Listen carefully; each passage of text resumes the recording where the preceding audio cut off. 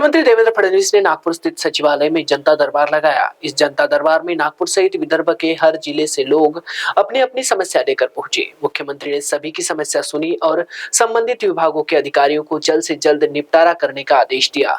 आपको बता दें कि मुख्यमंत्री बनने के बाद फडणवीस हर महीने नागपुर में जनता दरबार लगाकर जनता की समस्या सुनते हैं। आज दोपहर 12 बजे से फडणवीस का जनता दरबार शुरू हुआ। एक तरफ जहां लोगों की भीड़ सचिवालय पहुंच रही थी, वहीं दूसरी तरफ मुख्यमंत्री फडणवीस लोगों से मिलकर उनकी समस्या जानकर संबंधित विभाग के अधिकारियों को निर्देश सभी नियमों के तहत कार्रवाई करने के आदेश दे रहे थे। मुख्यमंत्री के पहले जनता दरबार में बड़ी संख्या में लोग पहुंचे।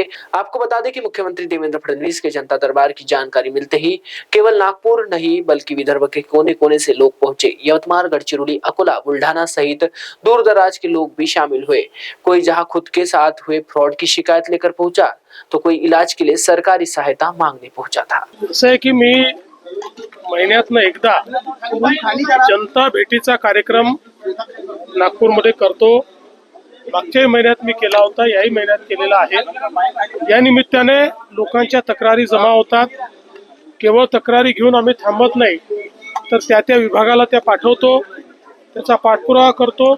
त्याची माहिती त्यांची तक्रार कोणाकडे गेली आहे याची माहिती देखील त्यांच्यापर्यंत पोहोचवण्याचं काम आम्ही करतो, जेणेकरून लोकांना त्यांच्या तक्रारींचं निवारण करता आलं पाहिजे, त्या दृष्टीने हा प्रयत्न आहे। प्रचंड मोठा रिस्पॉन्स सगळे 7 पासून रांगेत लागून आहे लोक।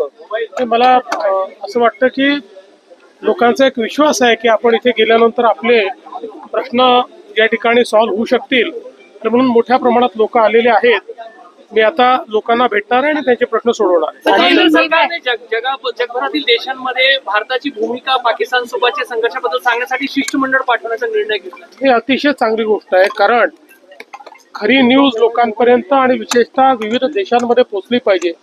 ही एक चांगली डिप्लोमसी आहे की ज्यामुळे भारताची भूमिका आणि युद्धाचं सत्य हे सगळ्या जगापर्यंत पोहोचेल आणि पाकिस्तान हा दहशतवादी देश आहे हे त्या ठिकाणी लोकांमध्ये विशेषतः जे काही वेगवेगळे देश आहेत त्या देशांमध्ये प्रस्थापित होईल। पक्षांना सांगावं लागत आहे की तुम्ही निवडू नका, आम्हाला निवडू। केंद्र सरकारने पक्षांना सांगावं लागतंय आमचे हे नेते घेऊन जा, असं काही पक्ष आग्रह धरत आहेत। नाही, मला त्याची कल्पना नाही।